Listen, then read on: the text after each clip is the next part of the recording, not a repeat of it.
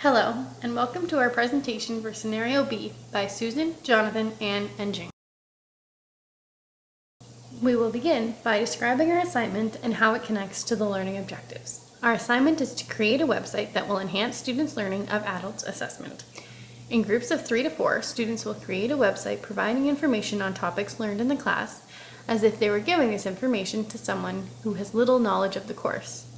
The website should demonstrate a variety of assessment methods and teaching strategies that will enhance the learning experiences of students.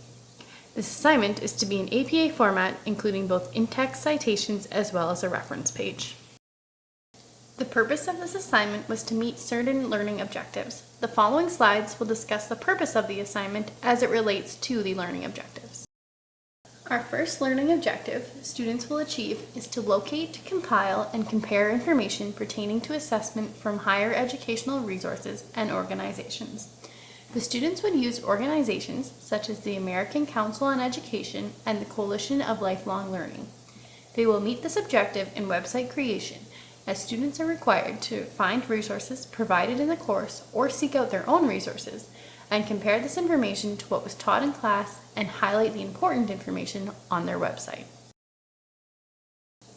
The second learning objective students will meet is applying digital technologies that support assessment processes. This website will convey information about the process of assessment from the creation of learning objectives to assignment types as well as rubric design. The students will also access online resources that were provided in the course to help support their knowledge of the assessment process. The final learning objective was to analyze, develop, and critique assessment methods. The students will do this through the information they provide on their website. They will be exploring a variety of assessment methods and comparing them to one another to assess strong and weak points for all methods. They will also research the assessment methods to develop a deeper understanding for them. We will now provide information that we would give to our students to help them with getting started with their assignment. This slide provides example sites for both a simple setup and more complex websites where the student would have to code their own website. After the website is complete, the student would be required to submit the URL via the discussion board. After the students have picked which format of website they will use, they will be provided these guiding questions as to the type of information that should be provided on their website. The following are questions we feel should be answered by the student on their website. Please take a moment to pause the video and read the questions. Again, please pause the video and read these questions.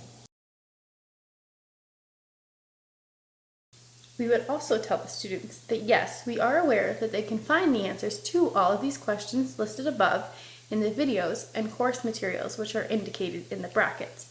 However, they would need to be more creative to attack more readers with limited knowledge of these concepts. We would also tell them to use a variety of mediums, including music, text, pictures, and other visual aids, etc., that they think are interesting and can enhance the value of the website. This next slide lays out our rubric for the assignment. Please take a moment to pause the video and read over the rubric.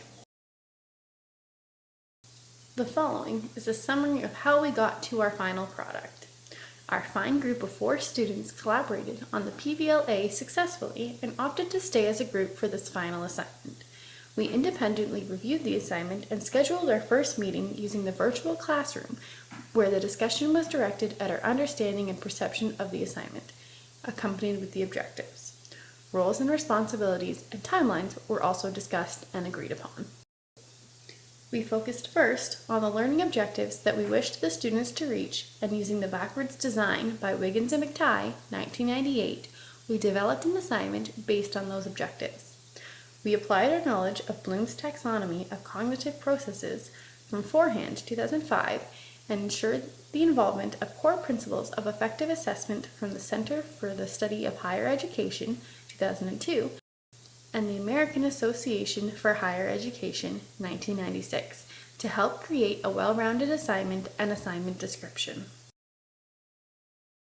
After we had our assignment planned out to meet our learning objectives, we then moved on to the rubric, referencing the verb wheel based on Bloom's taxonomy provided by Cal State Teach 2012. We created a rubric that explains how students will achieve each of the learning objectives. We developed specific mechanisms of communication via email and virtual room for specifically scheduled meetings, understanding that effective communication is a fundamental aspect of group work. We were each responsible for a role in completion of the assignment based on interest and strength. We respected each team member's input and constructive criticism was welcomed. The understanding of objectives of this assignment and amalgamating personal goals when working in a group atmosphere was the pinnacle of our success. It has been a most positive experience that will be carried with us throughout our future endeavors.